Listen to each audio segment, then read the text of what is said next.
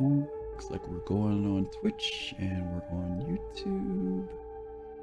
Nice. Got 'em going on. I'm just gonna get the chat. Yeah.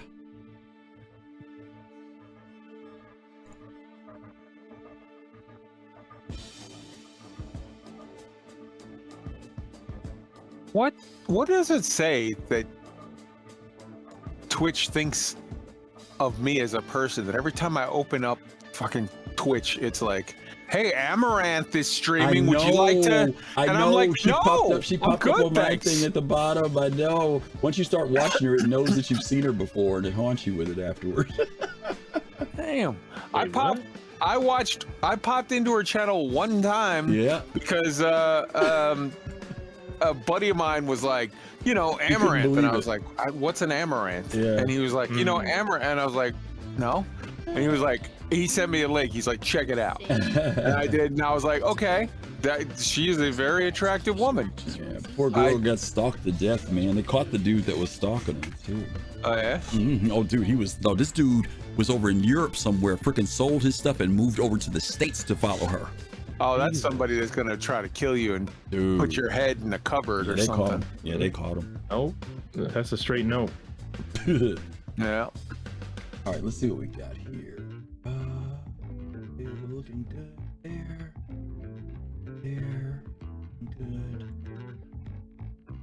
Did I have any more windows up right now? 10 seconds, guys. Here we go. Here we go.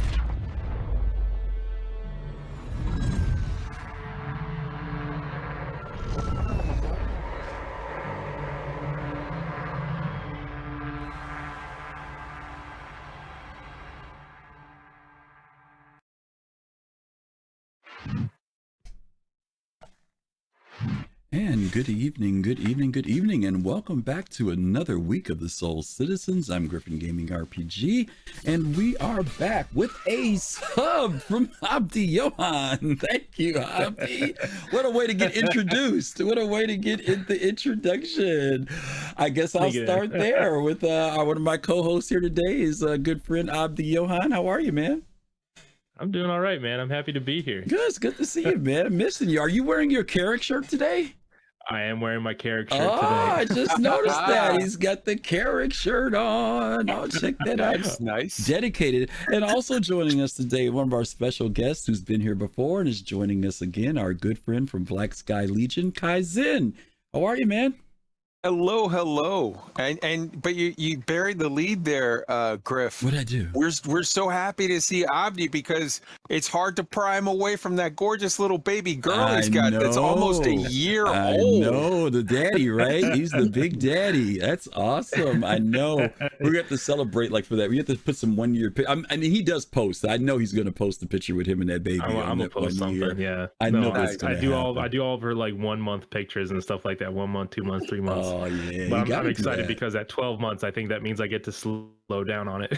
I'm like the pictures will just be for us, not for like all the big, Yeah, that's what getting happens. everything to all the people out there. Well, first year's big year. Everybody gets that. It's always amazing. But like you said, time flies by. So take it in while you can, because you'll be a 2 before you know it. You'll be a 3 before that. You'll be walking to kindergarten, brother. So it'll happen real quick on you. I'm telling you. Next thing you know, you're paying for college. That's right. That's true. That's very true.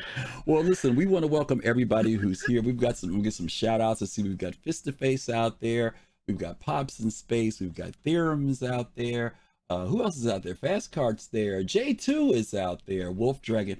So happy to see all you guys. BBG, thank you. Everybody who's here today, thank you for joining us on our show today with a different kind of name. Abdi, you dropped the bomb on me. You never heard that phrase before, have you? I know you've never heard that phrase before. That's from that song, right? That song. Oh my God. The young guys are in the house, y'all. The young guys are in the house from that song. You dropped a bomb on me. Who was the band? You dropped a bomb on me. I'm gonna give you the really hint. Turned me out. Pops already threw it in. I was trying to challenge Abdi. Pops, you went old school too quick. All right, Abdi. Gap band. There you go. Gap band. That's right. That's okay, Pops. Yeah, I was trying to challenge the millennials in the room and see where they were at. But at least he knew. At least he knew it was a song. He knew it was a song. Does Griff think I'm a millennial? No, not you. I was picking on Abdi. I was picking on Abdi. So but yeah, you dropped the bomb on me, and we decided to title this show that because we're going to be talking about what it means to drop an ordinance on Star Citizen. We're not talking about somebody's law or something that's written in the books, but we're talking about military weapons, bombs, torpedoes on folks. And we opened up with that scene. Kai, I'm not going to go to you. I am going to go to Abdi on this next one. Abdi, had you seen that commercial that we opened up with there for the Eclipse? Oh yeah, are you familiar with it? Okay. For sure. Kai, I know you were familiar with it. It's one of those like early ones too. Like it's not early, but like I remember, when did that come out? I feel like that was like 20. The Eclipse had to be what, 2017 maybe?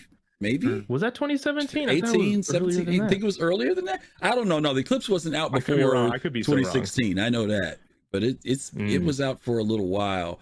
But let me ask you this: both of you guys might remember. Do you guys remember the promo that was leading up to that? That they basically, what CIG did was they did this photograph of some aircraft way off in the distance behind a fence, and it had a sheet over it. And you couldn't really see when it was on the field. You just saw like the shape of it, but you couldn't tell what it was. And then they did a shot inside the hangar where it had the cloth over it. They made a really big deal about that, and I guess kind of coming with that whole idea of the B-2, the bomber, the stealth bomber kind of thing. Kai, did you get into that when that came out? Were you kind of hyped? I know you're a military guy, so what did you think about the whole lead up for the Eclipse being revealed? So the way that they did that reveal with everything was very, I thought it was cool. It was very CIG. It was, slick. It was well marketed. And yeah, I'm excited to see, like, this is the way of CIG. They bring in the ships first, and it's like, it's out there, it's concept, it's whatever. And then eventually the gameplay loops catches up, and we're getting to the point where these gameplay loops are becoming actual things, and I'm excited for that. Yeah. We're going to talk about the ships. We're going to talk about the ordinances. We're going to talk about gameplay. We're going to cover a whole lot of stuff about this. Now, some of you folks out there, a lot of times when people think about Star Citizen Abdi, they come from the perspective of combat, right? And the fighters, right? People are worried about what guns they're going to put on their ship a lot of times, with shields. Rarely do you hear people talk about the bombing aspect. And mind you, I think it was, who was this? Axis just mentioned about, we only have so many type of bombs in the game. We don't have a big variety, but they are in the game, and torpedoes, and they are in the game and usable.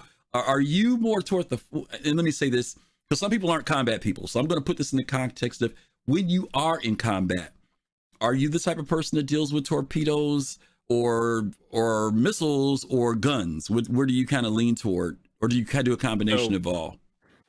Just to level set, a lot of people know me because I'd rather do shipping or mining or that kind of a thing. But when I talk about my daily flyer is actually my Vanguard Harbinger. that's just like it, and that's a torp ship, but like I appreciate having a ship that can kind of do many things, and I feel like the Vanguard Harbinger is definitely one of those. It's not as specialized, right? It does have some versatility to it. It has some versatility to it in terms of like it has a ton of quantum fuel. You got the hard points for like having a size 5 weapon on the front. Hold it. Harbingers on our list, so we're gonna come back to that. All right, because I definitely want you to elaborate, because you're an owner. Right. I don't own one, and when we get to Harbinger, I'm gonna tell you why I don't own one, because I'm a bomber person more than anything. So I will and I'm on the torp side, so that's where I'm coming from on this one. So but I'm definitely, I see the specialized use of bombs. And I think there's a place for them in the verse, and there's going to be only like Kai was saying, the loops are coming. Like we got derelict outposts now. We're getting more things to do on the ground, more things to defend that we want to keep on the ground. And that'll keep that loop flowing for a long time. So I think this is perfect. I think Griff can cover all of the in-depth knowledge on bombing, because that's his thing, and Abdi has all of the torpedoes covered, and I'm just going to sit here and look pretty. Well, you know what? There's one other thing about bombing that didn't get on the show, and that was fast cartridge jokes. All right, we'll go past that. I got to take a shot at him because he's not on the show today, so I can give him a hard time. All right, so let's go ahead and change up real quick. All right. Okay. You got him. Let's talk about this a little bit here. We do want to make sure we distinguish this issue with torpedoes and bombs, even though the title's about dropping a bomb, dropping an ordinance on somebody. But I want to go back and look at some definitions, and then we're going to kind of pick it up from there. So let's go with the very first one here. All right, which is torpedoes. Torpedoes are generally intended for use against, this should be, sorry about the two words connected, large targets like capital ships or installations. While you could theoretically use them against a smaller ship, like a fighter, a bomber, or a utility ship, they'd be much easier for those small ships to evade with or without the use of countermeasures. So as you guys know, we have several ships in the game that currently already do use torpedoes, and we're going to kind of cover those as we go through. It's interesting. The first ship I had that had torpedoes on it was the Retaliator, and man, oh man, some of you remember in the early days when the torpedoes would launch. I mean, not that they don't do it now, but you used to be able to follow it and see it, and they were devastating. They were horrible in the sense of tracking sometimes, but man, when you hit with those things, they were incredible. And those are the only torpedoes. I think we had those, and then we had the ones that were in the Gladiator, and the Gladiator is going to be the first one we open up with. But torpedoes are in the game. We don't have a lot of variety on them, but we do have some. And Abdi, the Harbinger, has torpedoes, correct? Oh yeah, definitely. Okay. It's got, all right. We can talk about it a little bit. Cool. All right. Kai, any thoughts about torpedoes before we get into the thing about bombs? I think it's interesting.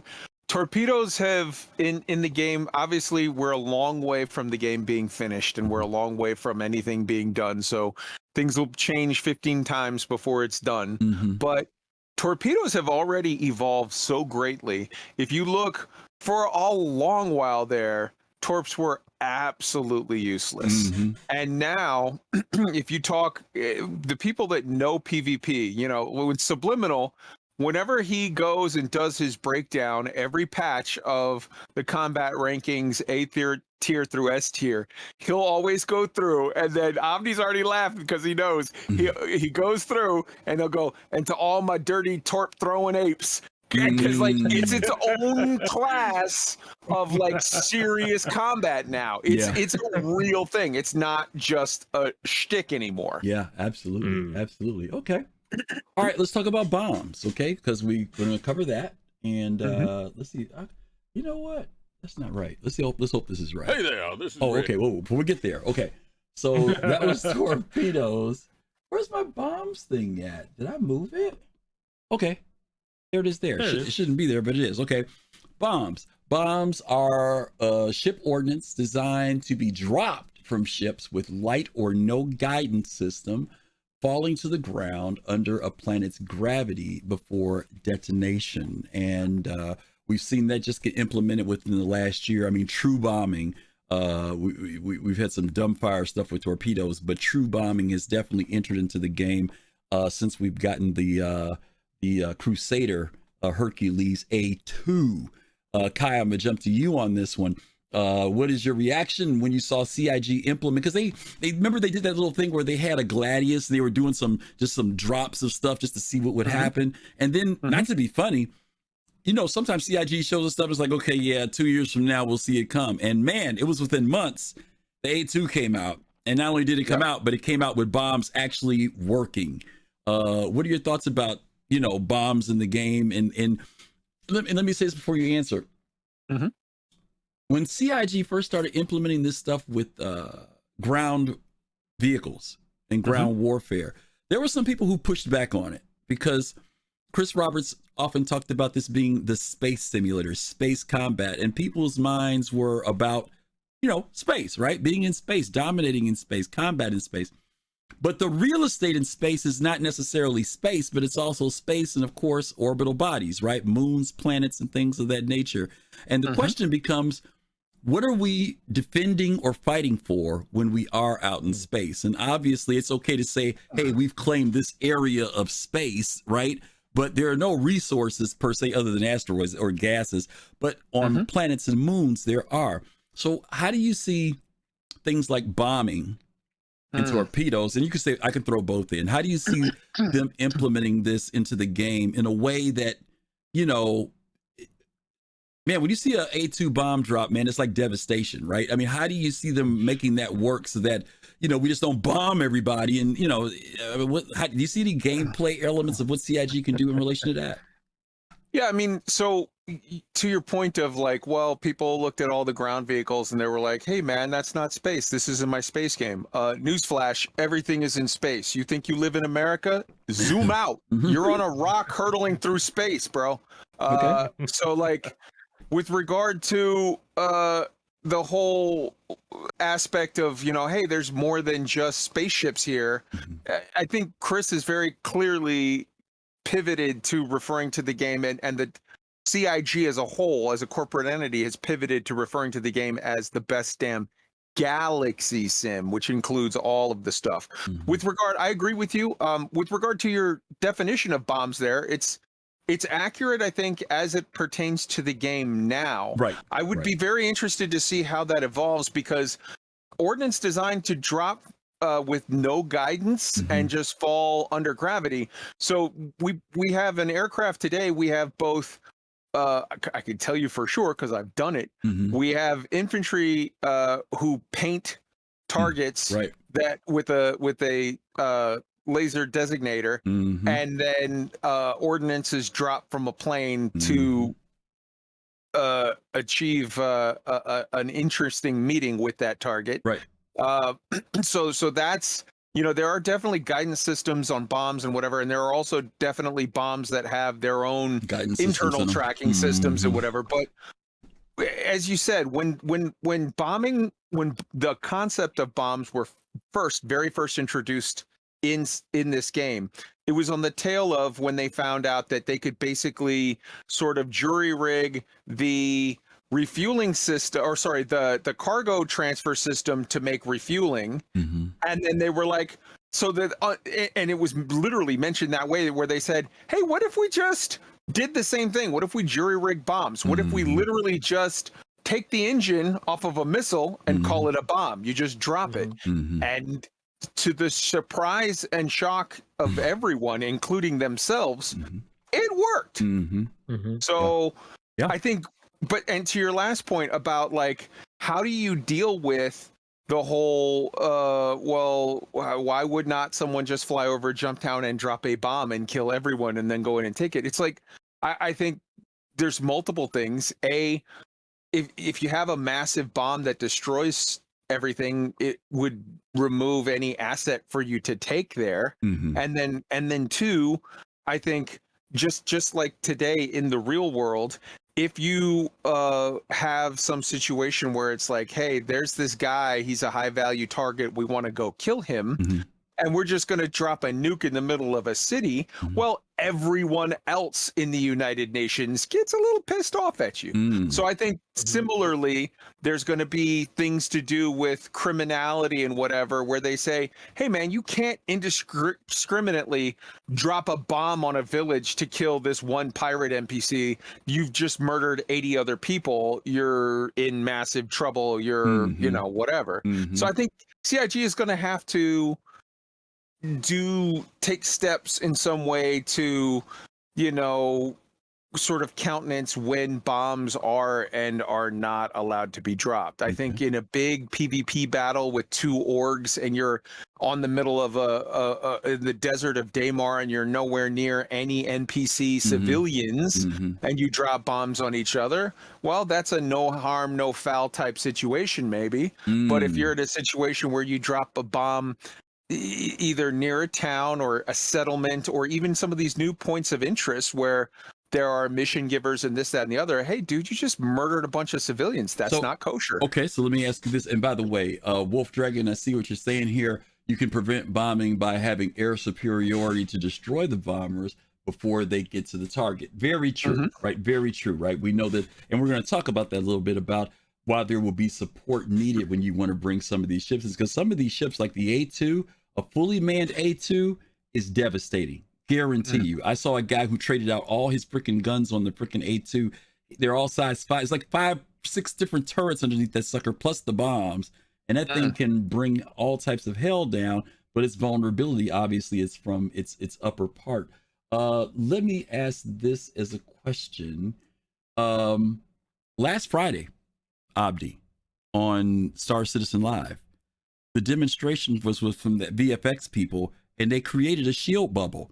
Do you think that that might be the prelude to us seeing things like that come into the game, where either, and Kai, you can jump in on this too, is it going to be kind of like the old man Obi-Wan who has to go in and shut off the shields in order to be able to get inside? Or is it going to be like the Gungans where there's this big shield bubble and you're going to have to really, you can beat on it and weaken it. You know what I mean? Maybe, you know, bombing it won't work on it, but you can actually drive vehicles through. You know what I mean? I'm wondering, do you think that, Abdi, that's kind of a prelude to what CIG could do to balance the tables? You know what I mean? So that people aren't completely vulnerable to bombs. And also at the same time, a situation where it's unpenetrable because of a shield. Yeah, I think that they have a lot of options going forward. Like, it's not just the shield bubble, or I think the shield bubble could work. There's also target jamming, and the thing that I was just thinking about now, putting countermeasures on land vehicles too. Like that is something that can disperse, like, I don't know, I'm not like a big milsim kind of guy, so I don't know all the words for it, but like something that like chaff or something that creates noise so that like the bomb is the targeting system on the bomb. Targeting system. Yeah, like throws it off or whatever. If the bombs get smarter than what they are right now, I feel like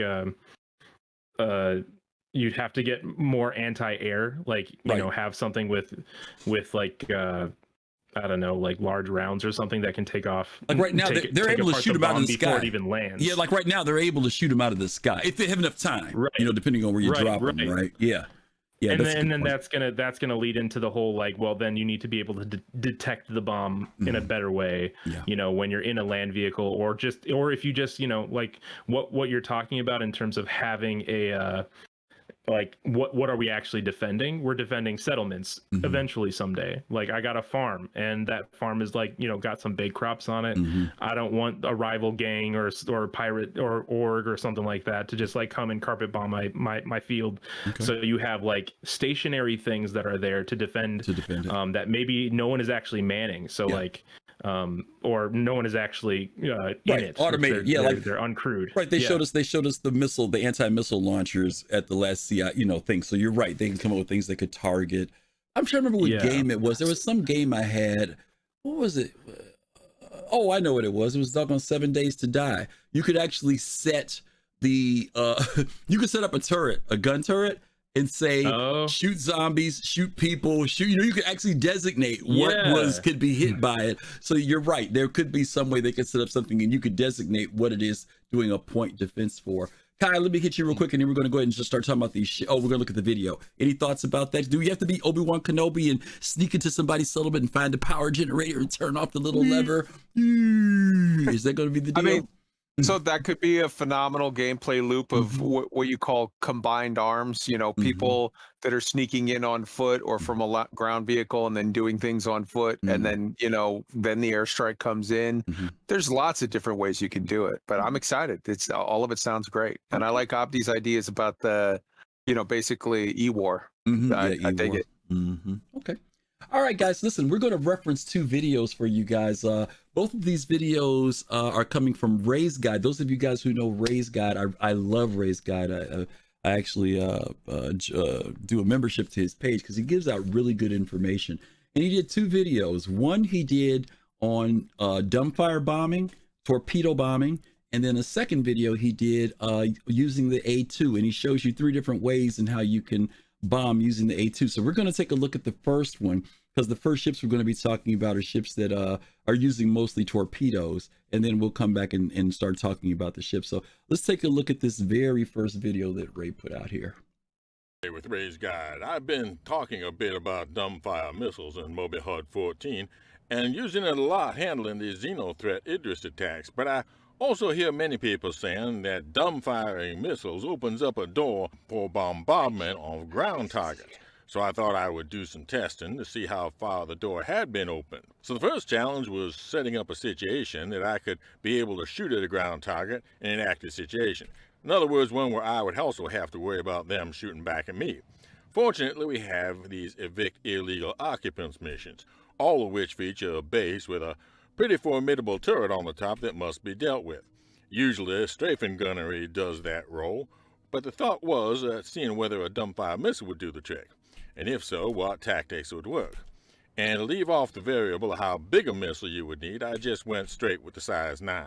And to start with, I went with a retaliator and just decided to tank my way all the way in and see if it would work at all. And I immediately learned a few things. The first was that your sensors do not pick up the turret as a targetable item until you are less than 1 kilometer minimum range of the missile. So honestly, if you're going to take out the turret with a missile, you're going to have to do it dumbfire anyway. And I found that because the missiles drop out from underneath, just pointing your nose at the target is a sure miss. But it was possible to come up to nearly point-blank range, come to a stop, and aim well high. You could score a direct hit with a dumbfire missile, and that would work. But that hardly seemed like bombing. It seemed like getting a headshot by pressing your barrel to the back of the guy's helmet. So I switched to the Eclipse for further runs, and since none of our ships have anything resembling a northern bomb sight, I was led to the World War II dive bombing tack, since any sideways velocity would also be applied to the missile and result in a sure miss. It meant a straightforward towards the target approach. Launching too high would give gravity too much of an opportunity to bend the trajectory down, and diving too fast would mean not being able to pull up in time and leaving your own bomb crater in the landscape. So you knew you had to aim high, but how high was just too complicated to reliably get, and it meant your approach, steady and straight to the target, made you a sitting duck to the gun itself. I failed a lot. So I switched to later 20th century helicopter tactics, since our ships have sufficient vertical thrusters for the job. I noted that there were some hills to my right as I was approaching, so I hugged the ground and hid behind them. I could hide behind them as long as I wished, and then pop up and fire at fairly close range without being vulnerable all the way in. And while this was more survivable, the question of how high to overfire was pretty much impossible to estimate unaided. At this point, I was ready to throw in the towel and just call the whole thing a bust. Even had it all written up. But something told me to try one more approach, and that was to come from straight down from above. Hey, thanks for the subscription. What's been happening is that I've been having to shoot so high was Hurston's gravity. But if I was coming from almost straight down, then that gravity would just be helping the torpedo towards its destination and not pulling it off course. So I was kind of coming in from somewhere between 75 and 90 degrees. It's hard to be exactly at 90 degrees with the aerodynamics pushing you one way or another. And this time I'm going to try to aim just a little bit high. Let her fly. Looking good. And hey, that actually hit. Let's go see. Well, I'll say. So what's my conclusion here? Well, it's still uneconomical and still impractical, and even at its best, rather difficult. But it ain't impossible, so it is something to have in your bag of tricks. Now, Moby HUD 14 may have opened the door to dumb-firing missiles as bombers. Having this be a practical attack tactic, we'll have to wait until see if Moby HUD 15 or 16 includes a dynamic aiming point display for unguided missiles, just like it does for our guns. It's not going to replace my usual way of approaching these missions. You might wonder, what is my usual way of defeating these turrets? And the answer is, I don't defeat them at all. I just park a Cutlass Red behind that ridge and then proceed on foot. Fly safe, keep it real, and I'll see you in the verse. This is Ray with Ray's Guide. Okay, so yeah, Ray is pretty straightforward there. A lot of us do that now. We fly in and just fly behind the turret and land and go in. But it was interesting to see that he did try to find a workaround, a way to try to use them currently. And I think, Kai, you said it earlier. We know CIG is going to try to develop something that definitely doesn't have to be necessarily dumbfire, but there are those other technologies that where they can be guided in. You were kind of shaking your head, Abdi, during a lot of stuff, like you were agreeing with a lot of stuff that he was saying when you were listening. Had you tried some of those tactics before? Oh yeah. Yeah. I've tried them before, and it's so frustrating to get it just like just right. And it's one of those things where, like, maybe someday, I don't know, maybe it's just on purpose until they're able to implement a way that you know, it wouldn't just make it just like so easy to just go in, you know, pop all the turrets with 4 missiles and then just, like, you know, whatever, go along with your looting. But I've tried it before and it sucks. It just, I feel terrible. I'm like, I can't hit anything. So it's one big miss, one big miss or big explosion, whichever one. All right, well, let's go ahead and start taking a look at some of these ships here. Abdi, why don't you go ahead and read this piece on the Gladiator for us, and then we'll talk about it a little bit. Yeah, that sounds great. The civilian model of the Gladiator appeals to those that want to explore the verse with a bit of added security. Supporting a maximum of 2, the Gladiator is perfectly equipped to explore and fight with or without a wingman. The civilian model allows pilots to choose between an extra cargo hold or a bomb bay. And it has Stalker 5 missiles that are size 5 and 4 of them. Okay. All right, cool. Have you flown this ship before?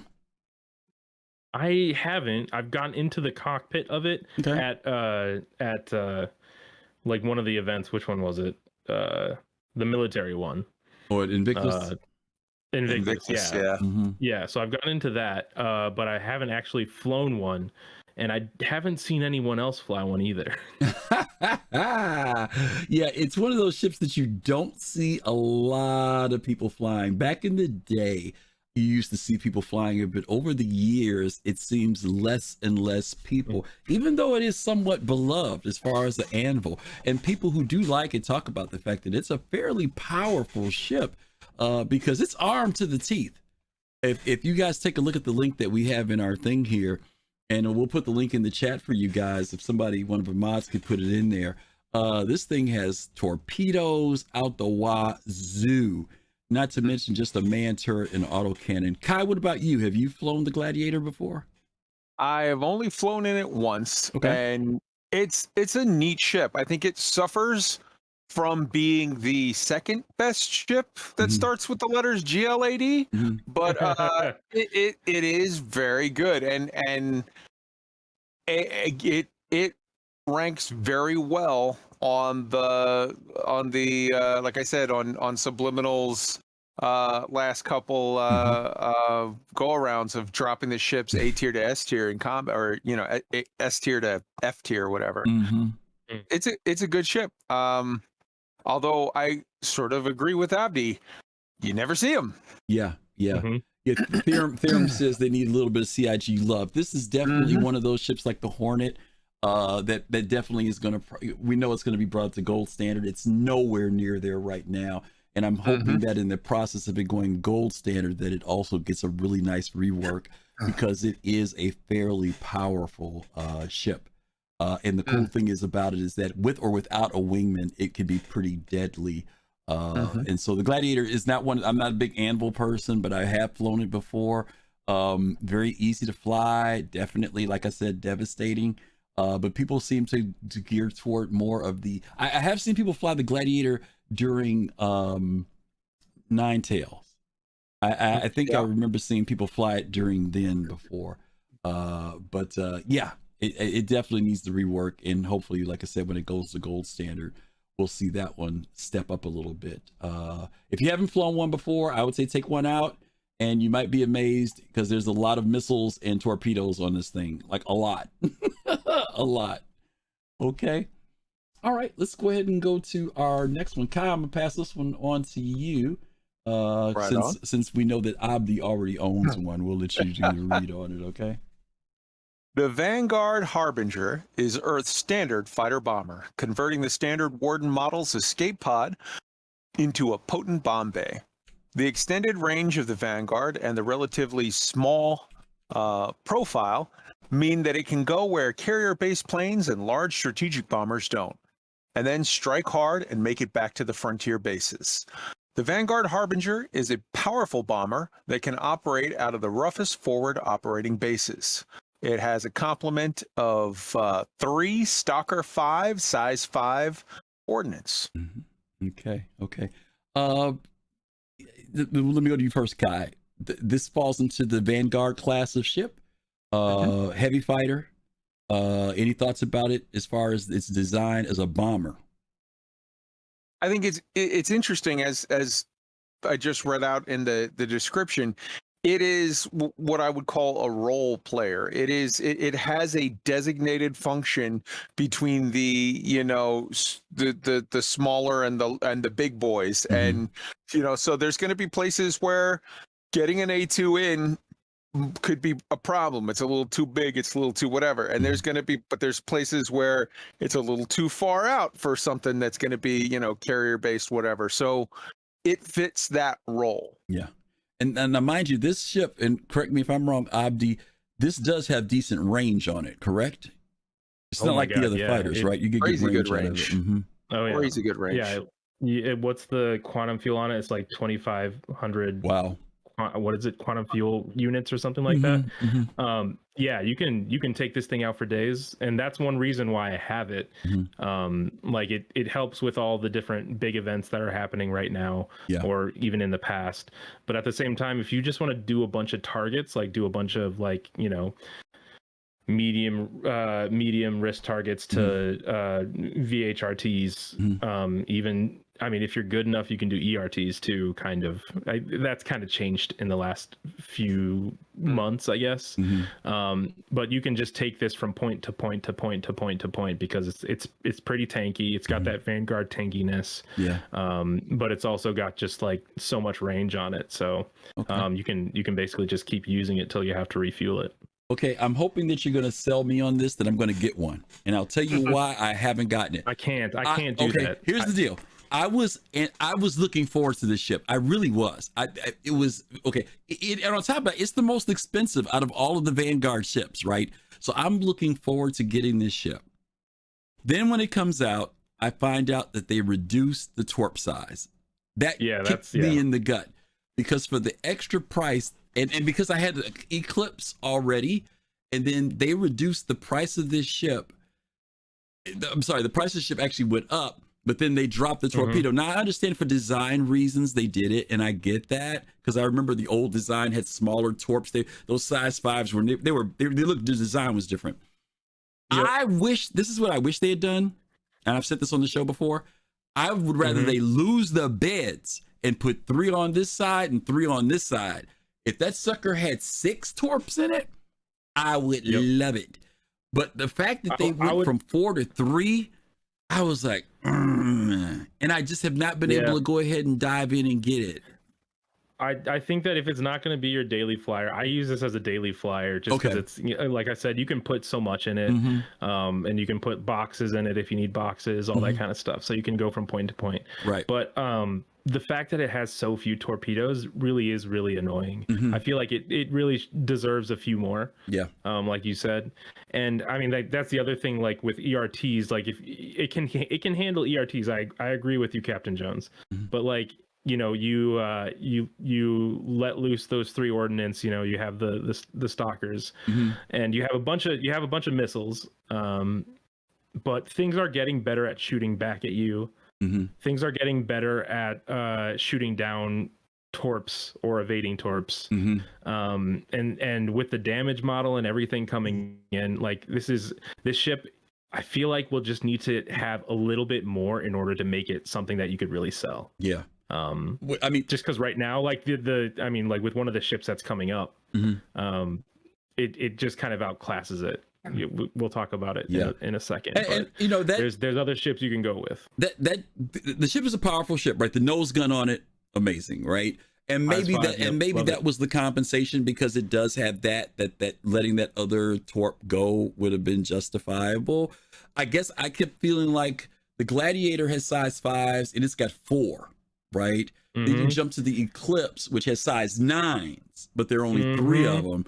I was hoping that Harbinger would have been in that 5 to 6 area in the middle, right in between somewhere. I think it's a great ship. I know I'm going to get it eventually, you know, because the range is a huge seller for it. No, I mean in game, even if it's in game. I'm saying the range, because any other freaking fighter, you know, Stanson is not the biggest system. Any other freaking fighter, you got to either get transported or you got to stop and get gas every few minutes. The benefits of having this Pyro. I'm taking this to Pyro. There you go. One reason why I got this. Yep. I'm taking this to Pyro, and I'll be able to like pop things that I need to pop. And it comes and not just the 3 Stalker 5s. It comes with like 4 Arresters. 4 Devastators. Okay.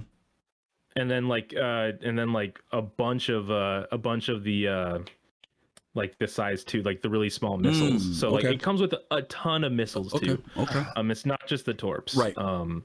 So I mean, like, and then with the size 5 hard point on the nose, and then you can put on the 4 repeaters that are standard to Vanguards. Yeah, it's a lot. To me, it's got a lot going for it. Yeah. But as you'll see as we talk about these other ships, there's other ships that can do this specific role. Better. Well, so as we've talked about already, and I'm sure it will just continue to come up, the game is far from done, and every once in a while there are rebalances. So I would definitely think that it's not out of the realm of possibility that we do actually see it sort of take up that middle ground with regards to its ordnance, the torp ordnance specifically.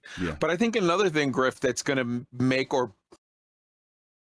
I don't think break. I think just make. I think another thing that is going to make a lot of people take a serious hard look at this ship is the buck system. Once all of that shakes out and we see exactly what's happening with the battlefield upgrade kits, like you have to keep in mind that this platform, the Vanguard platform, you've got between the Sentinel, the Warden, the Harbinger, and the Hoplite, you have so much capability that depending on how that whole modular upgrade, battlefield upgrade kit shakes out, a lot of people might very seriously look at this as a really good platform that they can modify to do just about anything fairly decently.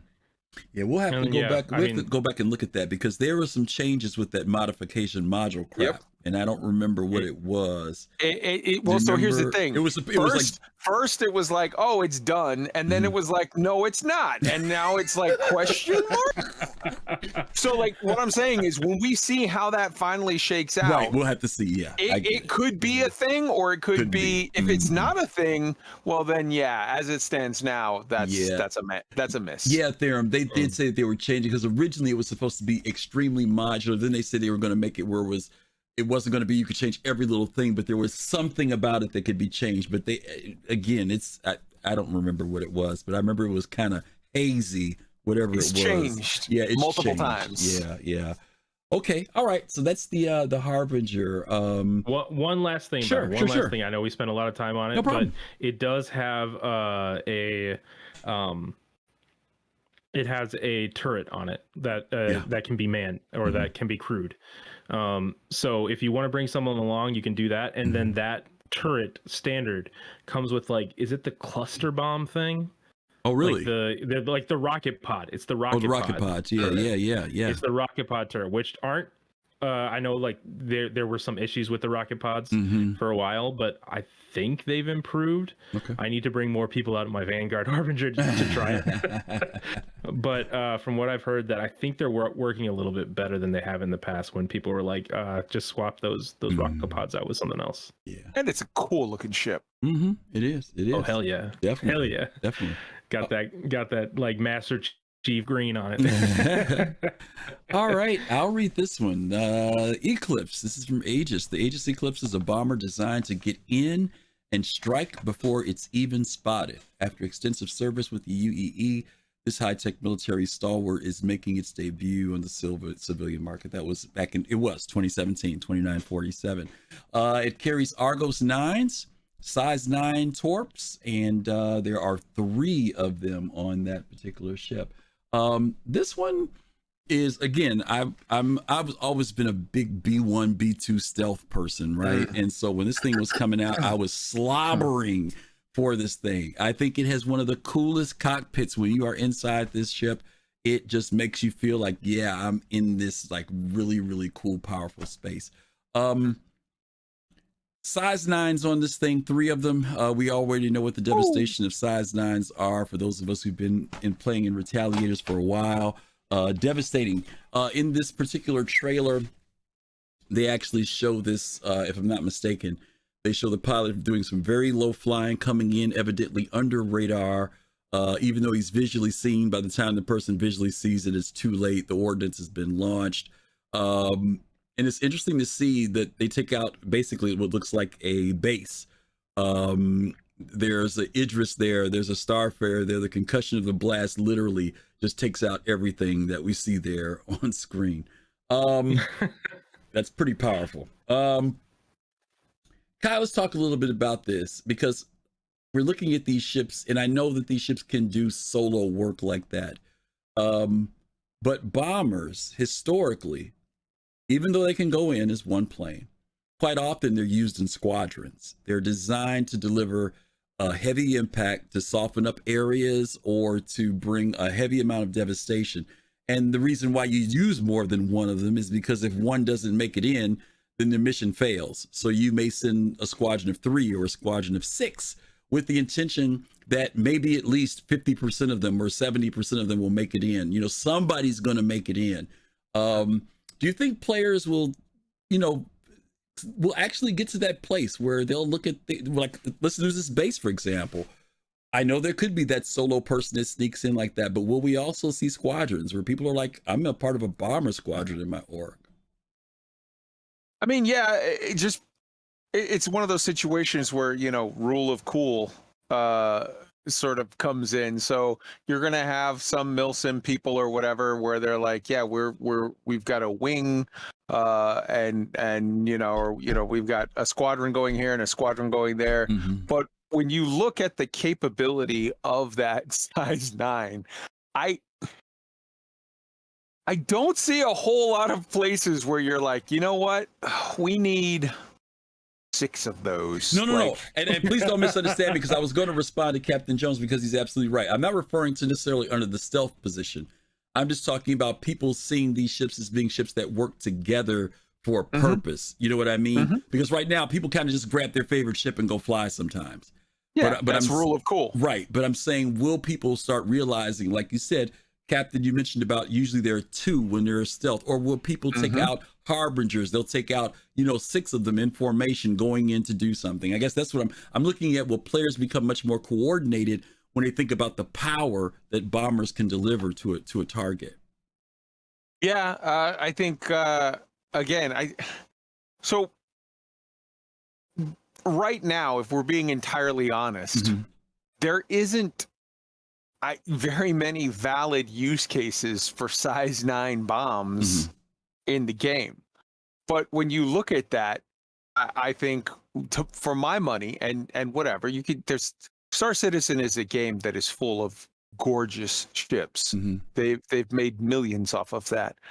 This is the single sexiest looking ship in the game, bar none for me. So again, it's rule of cool. It's like, what is the use for this?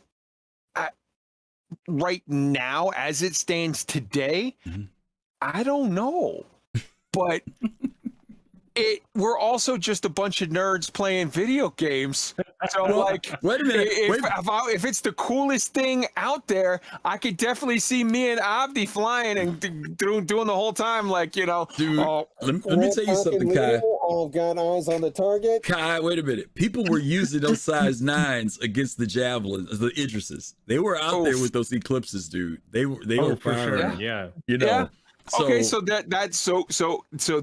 so you've got the Idris, yes, that there. Okay, that is a use. That's one. Right, but beyond that, no, I hear you. Trust me, I hear you. I'm just saying there was one instance where I know people put some really good practice, and I'm not saying that people can't use the eclipse to do other stuff, but these torps, first of all, okay, we'll get into the whole expense side of this later on, right? Because there's also an expense side to doing this stuff. I would like to see when you say, large orgs getting numbers of these guys. Yeah, we got 12 of these together. All right. Well, hey, look, the Bengal is due to be here on its little Invictus tour in an hour. Let's get 12 of my friends in Eclipses and let's see if we can take out a Bengal. That's it's a planet killer at that point. I mean, I agree with you, man. I'm it's gonna be one of those things where I feel like it's when the loops are in, people will be so ready for this. I know that the org that I'm a part of has a fighter division, and I know that there probably are people out there that are once there's a reason to take my Eclipse out, I'm going to be part of that, the bomber division. I want to be there. I want to be out there, and we're going to be going in, striking, and then everyone else will come in, and after everything's kind of taken down, I think once you see more reasons to have it out there, it will definitely be out there. Yeah. J2 mentioned something in chat. He said there's a curiosity of if that guy is actually painting the target. With the scope, when he's looking out there with the sniper or whatever. The guy with the scope, is he painting the target, or is he just looking at the ships that are landing?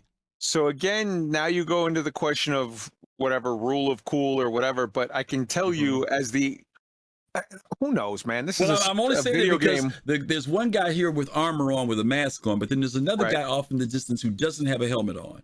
Right, and he does taking point. I'm just curious. The way that you paint targets, at least, in the real military, the way that you paint those targets, you have this little thing that's like a box, and it sits on a tripod, and the back of it has a face that looks it literally looks like an iPad, and it has a couple buttons on it, but most of it is you can, with your finger on the screen, you can literally, so it doesn't, we don't today at least have the technology where I could put it on a rifle scope or kind of whatever to paint a target. But this is also with spaceships and 900 years in the future. So who knows? They do it in video games. So, like in Halo, there's campaign missions in Halo where there's a random paint the target with this weird target painting gun that you only get to use in this one campaign mission. And it's yeah. Is Griff saying something? No, Griff is we'll just cover. He's got something at the house. So you're right. It's and like I said, that's not the way that it works in real life, but this is a video game set 1,000 years into the future with artificial gravity and people flying around in space. So maybe. Yeah. I don't know if do you think they'd want to do that where they give it to this is the specialized weapon from Klausenburner or whatever, where you go out there in your little land vehicle that can't be detected, you have your friend on the ground painting the target, and then you go in with the Eclipse and then you do that precision strike or whatever. Do you think they do that, or would they rather have that in the ship itself? So here's the other reason why, and again, rule of cool, who knows how this all plays out in a video game, but in real life, the reason why you laser designate a target with the forward-looking infrared lasers is, number one, because it's a convoy of 2 or 3 vehicles it's like, okay, there's 3 vehicles that are driving around in Afghanistan or whatever, and the CIA has said, okay, we pinged this guy's phone. We know that the target that we want to kill is in the second car of a 3-car convoy, and you paint it from the side of a mountain from a mile away as they're driving around. And when the bomb is dropped from the aircraft, it's dropped from whatever 30,000 feet. They never see or hear anything. The plane never sees or hears the convoy of 3. So that fits what you're seeing on the screen 0%. Number one, he's hitting basically a small town, and number two, he's flying about 4 feet off the ground. So like, none of the use case for a real life why you would use a laser designator for this execution is here.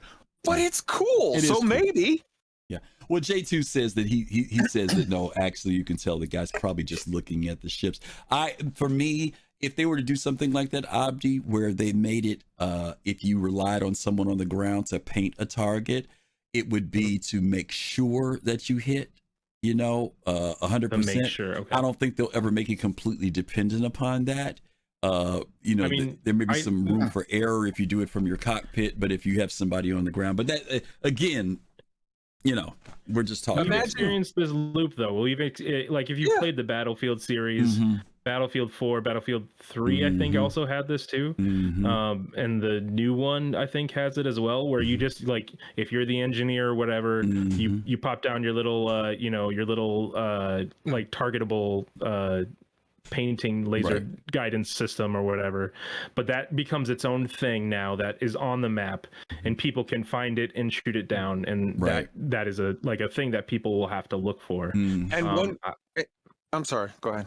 No, I'm just curious, like if that's something that CIG would like to invest in, to have like a new little deployable laser target painter, and with E-War and all that kind of stuff going on, like how that would fit into that loop. So another thing to keep in mind, Griff, is you may see a mission loop or a whole series of mission loops where they say like, hey, these are the equivalent of ERT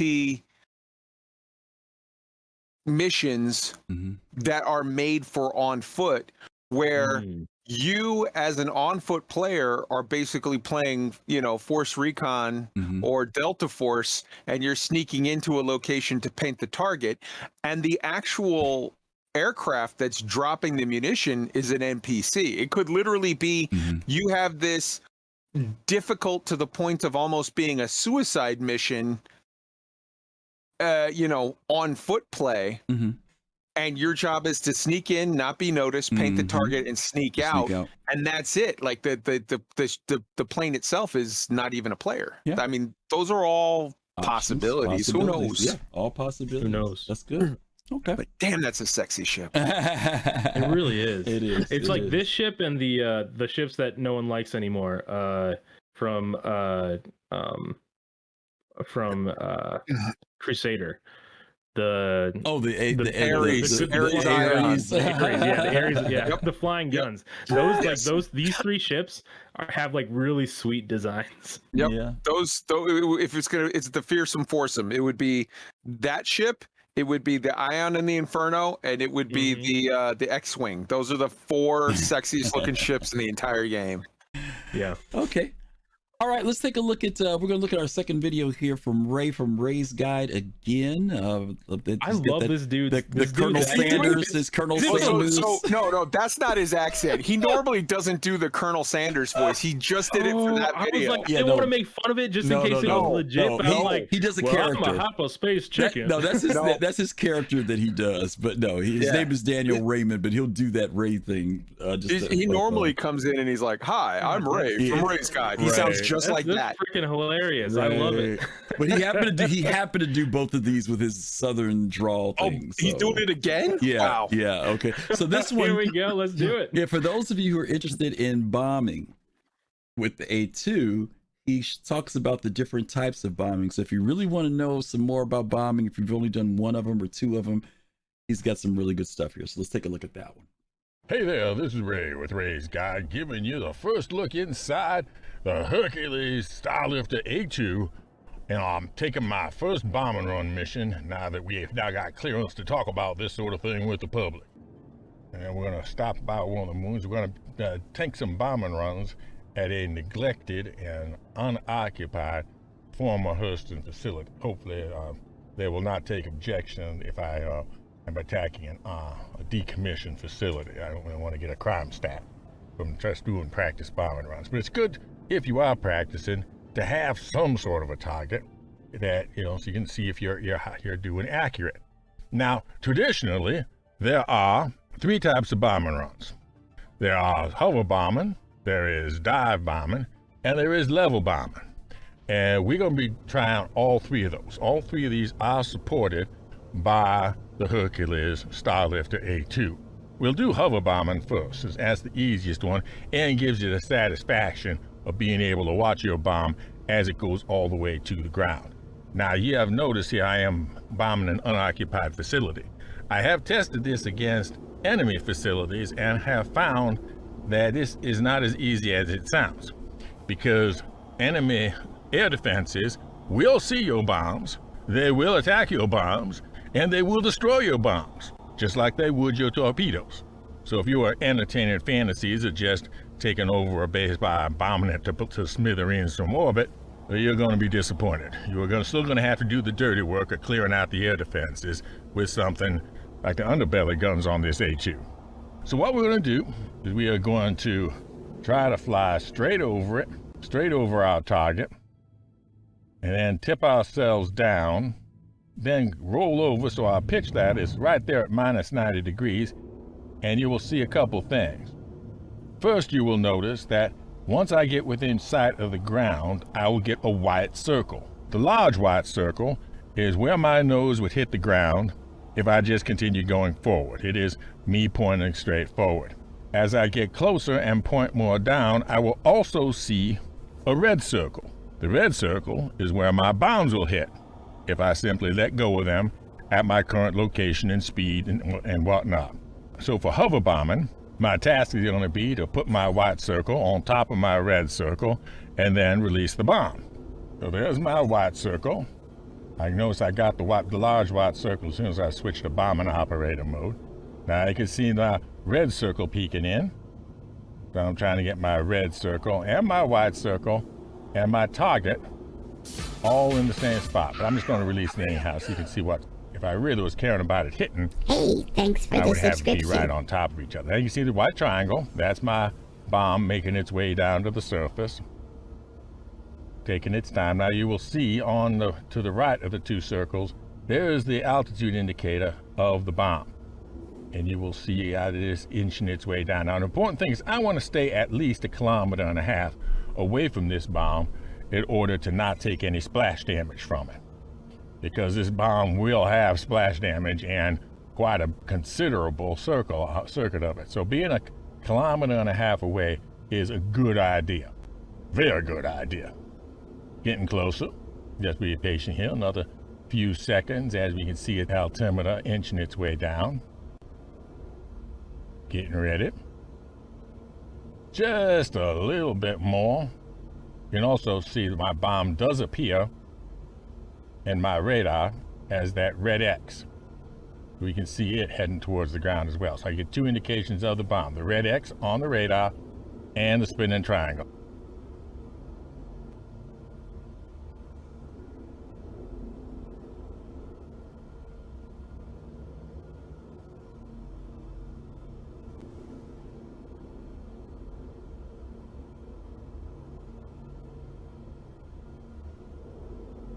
Oh, and there's my explosion. Nice and satisfying, right in the middle of the red circle as it should have. So now we're going to try to switch around and we're going to try to do a dive bombing. A dive bombing, you want to have a little bit of momentum because you're going to be adding your momentum to the momentum of the bomb.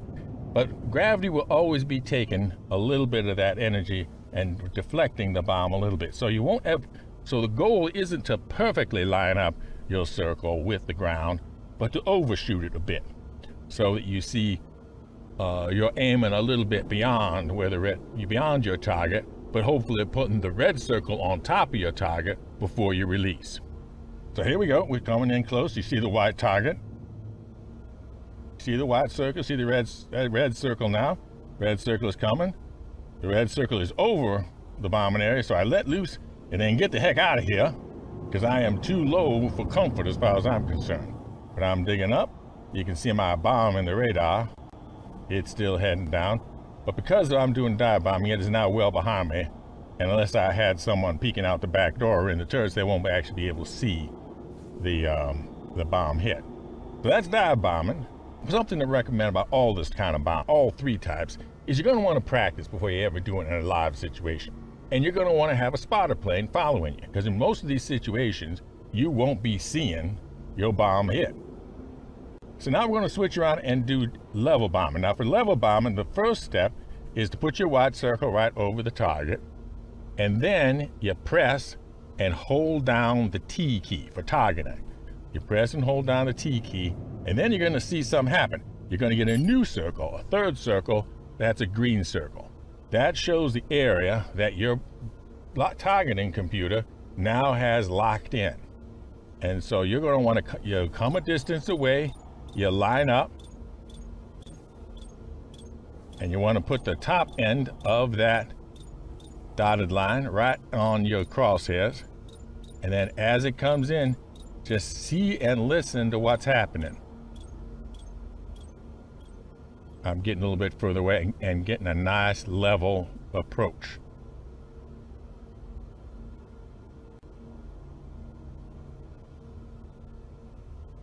Coming a distance away.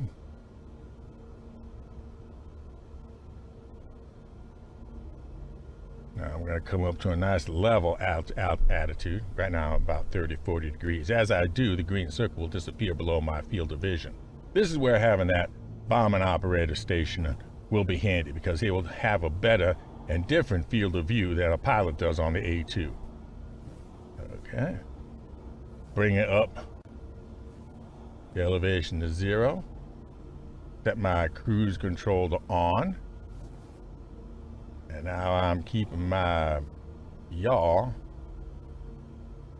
right there targeted on the little circle. Put the little dot on the little circle. You can see the other dotted flashing light. And now I'm coming up with a nice, easy, steady approach I'm looking for. I'm going to try to line it up as I do so.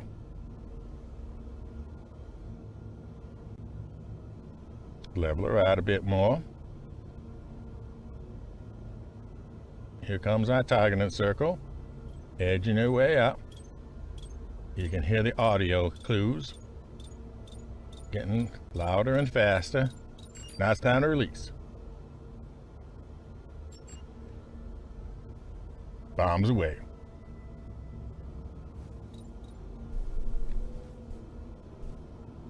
Now again, it would be nice if I could see what's going to actually happen, but I won't, of course, because I'm still keeping my nice level of approach.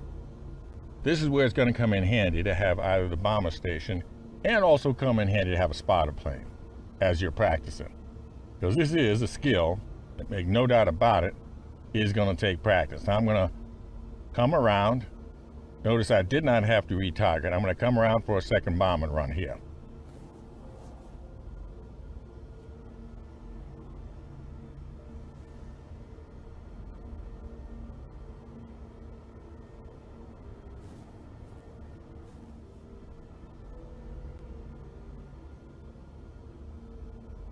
Okay, coming in on my last bombing run, I got things nice and level. 2,400 meters. Straight on.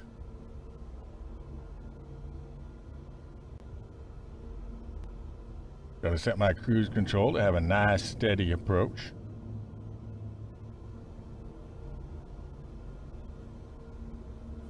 Here comes the bombing circle. Audio click starting. Now this time I'm going to turn around and see if I can get a good view for your sakes of seeing the bomb hit the ground. Bombs click, bombs away. You can see the bomb on the radar.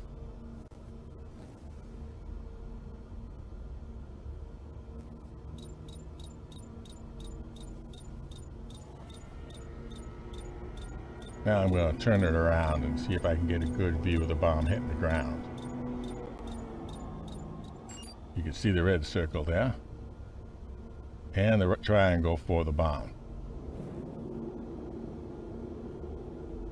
Now the red circle isn't where the bomb's going to hit now, because I launched the bomb and I made all sorts of changes in my current speed and direction. So none of those affect the bomb, but all of them would affect where a bomb would land if I where a bomb would land if I unleashed it now.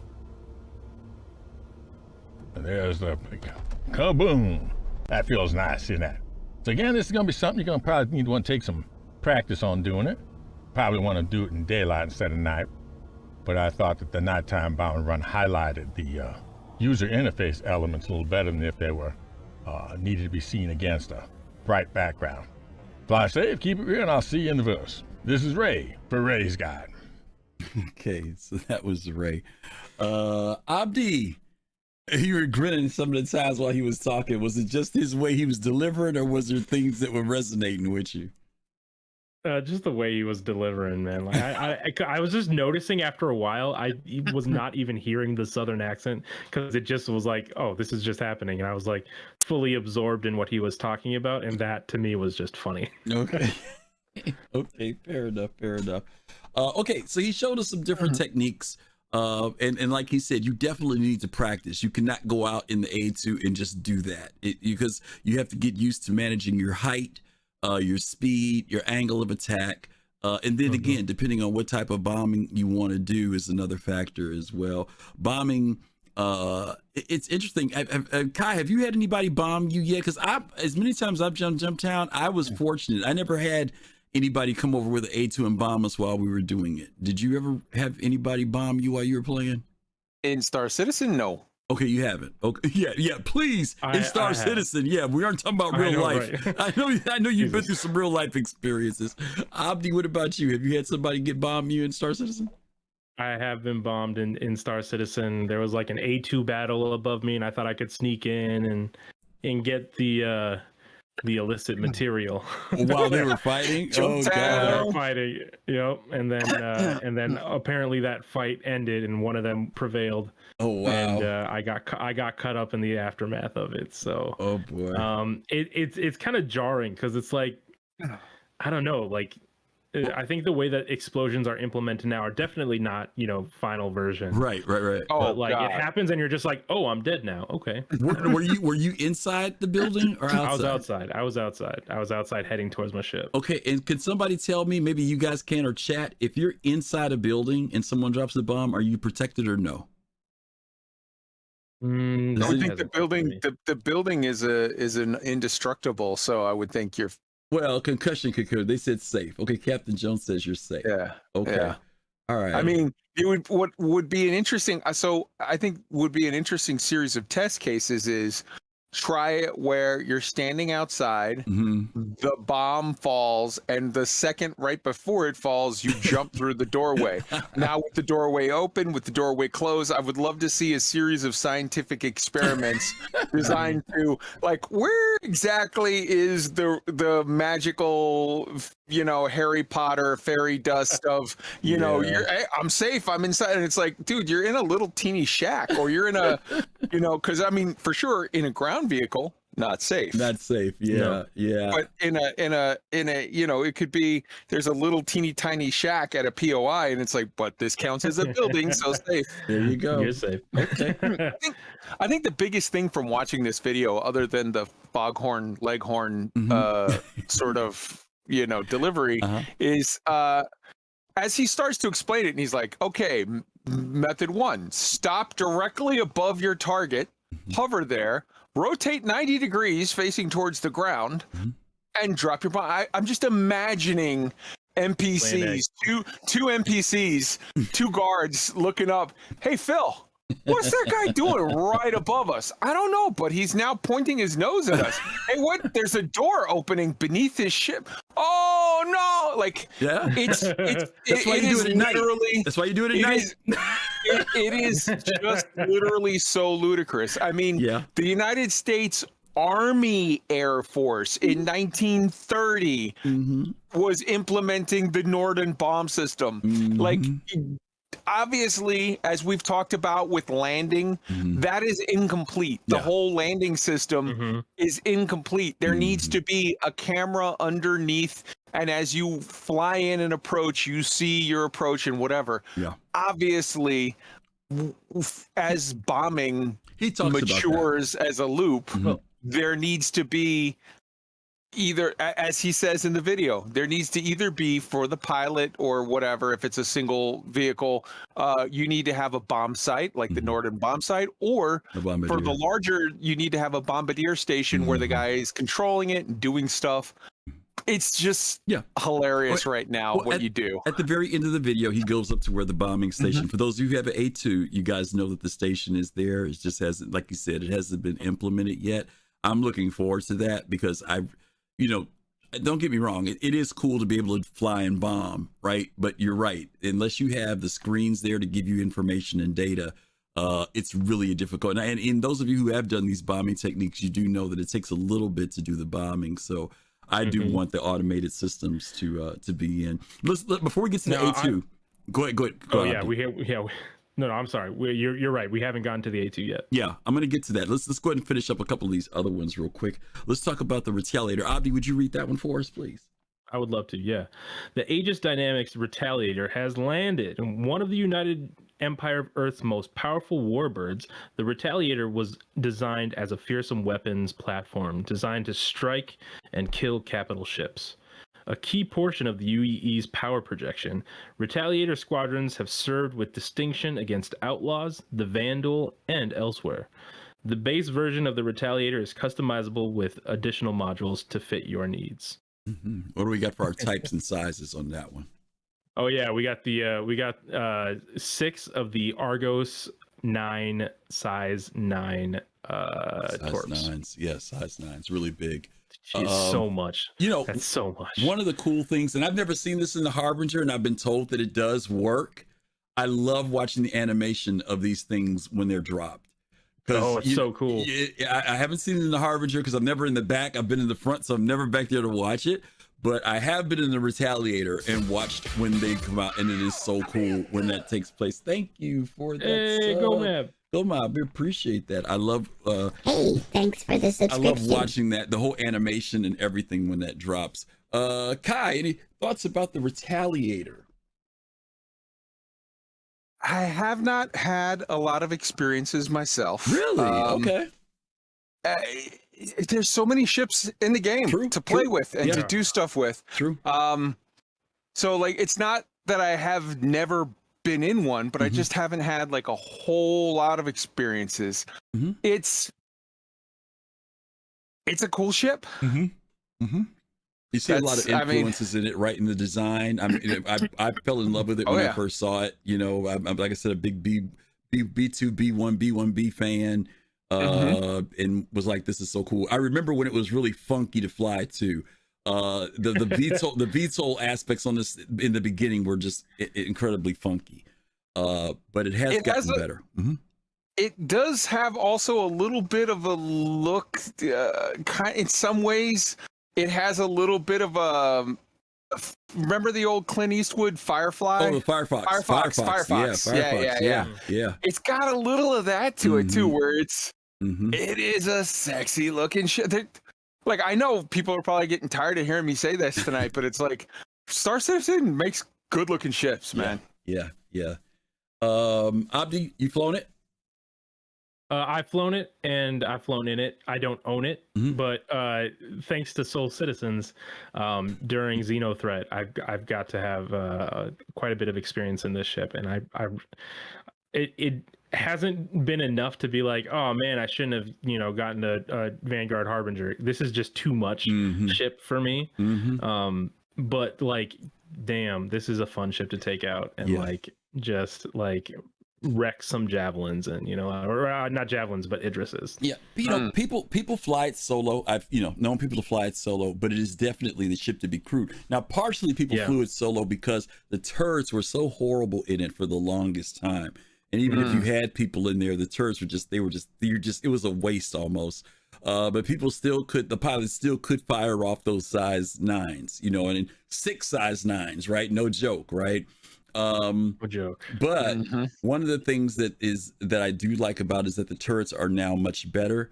We don't have the type of gameplay though that demands that people, like you mentioned this earlier, Kai, that people will jump into a hammerhead and man that. You don't get a lot of that with this ship yet, just because the mission purposes aren't there enough yet.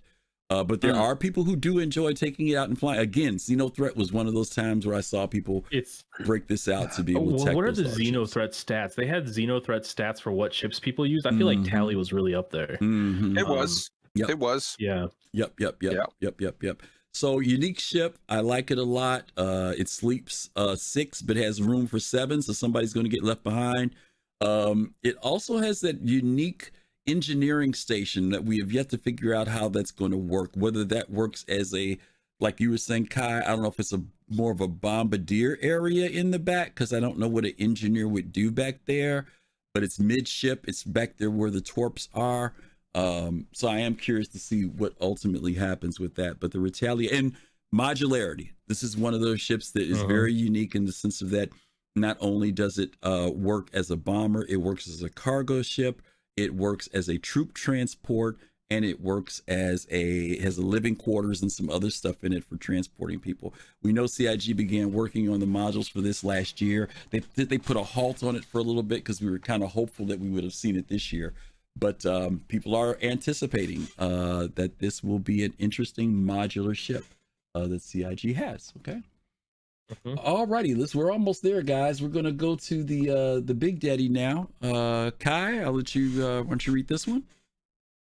The A2 gunship has been used to devastating effect in airborne assaults, search and rescue operations, and landing initiatives.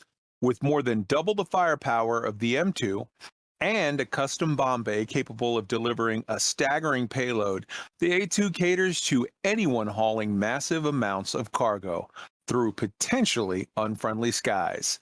And as you called this the Big Daddy Griff, I think it's appropriate that this Big Daddy has a complement of 4 Moab size 10s. Yeah, this thing is the Death Star. Yeah, it's a pretty devastating ship. Kai, you flown in one Mad Style. Hey, thank you, Mad Style. Appreciate that. Thank you. It Thanks for the subscription. A fantastic ship. I do not own it. I own the C2. Okay.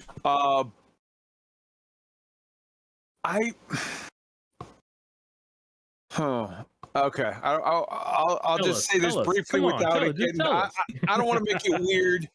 I personally, just from life experiences, am not fond of the bomber loop. I've seen things that make me unhappy with, not unhappy, but just it's not for me. I want to do big ships carrying cargo or mining or doing industrial stuff or maybe even a hospital kind of thing, whatever. That's cool. If it comes to combat ships, I want to be flying small ships that shoot at other ships. Bombing's just not for me. Okay. But it's very cool that it's there for people who enjoy that aspect of the game, and it is a vital part of the ecosystem of sort of aircraft combat. So it's awesome that it's there, but yeah. It's very cool though. Let me go to something you're saying, Kai, because first of all, there's this feeling of bigger guns, bigger devastation. But to a certain degree, there's a dynamic that says the more devastation, the greater the responsibility and accountability and finance, right? I mean, it sounds great, but to buy these bombs, you're spending 40,000 AUEC to restock this ship, which is in the beginning, it's no big deal, right? But is this going to be more specialized than people think? Because I mean, first of all, it's an expensive ship. With cash, it ain't cheap. This thing is like $700, right? In game, it's going to be fairly expensive, and then to operate it is going to be fairly expensive.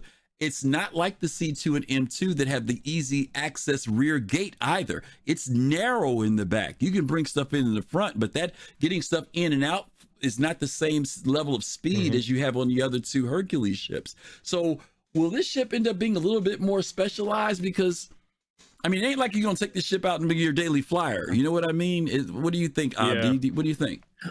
This is to me, my opinion, this is an org event ship, or like an org, like, well, I mean, a lot of people probably own it, but I think in terms of like if you're comparing it to the M2C2, I would think that this is probably on the bottom of that list in terms of like ranking in terms of how many people have it. Is that fair? I don't know. Maybe I'm wrong, but well, I think so. I think I think the price factor is a huge factor, right? The C2, you know, for people who are into the whole idea of the big cargo and wanting to move stuff, they love it. The people who want that military side of going in with combat but still have that flexibility of cargo, they go to that M2, right? They're willing to compromise a little cargo space for the extra weapons and armor. But this ship, as powerful as that Moab is, as you mentioned, Kai, it's still, unless it's manned, it's vulnerable to me. There's nothing on the top of this ship to help you out, really. I mean, not to the degree that you really need it if you're out there by yourself. If this ship isn't escorted, it better be fully manned. And you better have a darn good pilot that can fly this thing too. Well, and here's that and an operator and an org to fund you. You know what I mean? Like it's one of those things where, like, you know, what Captain No Pants is saying, like, if you're going to be doing like, hey, contract me out, like you have to have a revenue source coming in that makes it worth it, where you're not doing like, like this event will only get me like 10,000 or 25,000. Like if you're using one of those Moabs, you got to think about the pricing and everything like that. It's got to make sense. I think that, so this right now, I think, is a showpiece for org-minded, like, you know, group-minded players of saying like, hey, I have this. You're a handful of Milsim people that want to show off like absolute devastation at the expense of stupid costs of like, okay, this is just, I can't think of right now, and maybe even for the next several years, I cannot think of a target that is large enough and valuable enough that that Moab at its crazy cost would make sense, as opposed to using the size 9s that you get on the B2 stealth bomber. You know, so it's like, it's one of those things where it's like, I think, but I do think that down the line, eventually, 5 years, 8 years, 10 years from now, and I'm talking several years after the game is released, you will see some system somewhere outside of UEE space that some massive org has like 8 mining facilities in a huge, and then like a huge area, whatever, and then okay, there's maybe a call for that weapon. Okay. I mean, like we were talking about it before, though. Like that is a serious, like, and if you're being serious about it, like a very good use of it. But people like the memes, you know. People like putting stuff up on Reddit. People like putting stuff up on Twitter. I don't know if those are old right now or dating me, but like people like getting the clips where it's like, we took out all of Jumptown, or we took out this org that was having some type of meeting or something where they were just like looking at all their ships, and we came in and we just destroyed all of them with our, you know, A2 or whatever. And God forbid.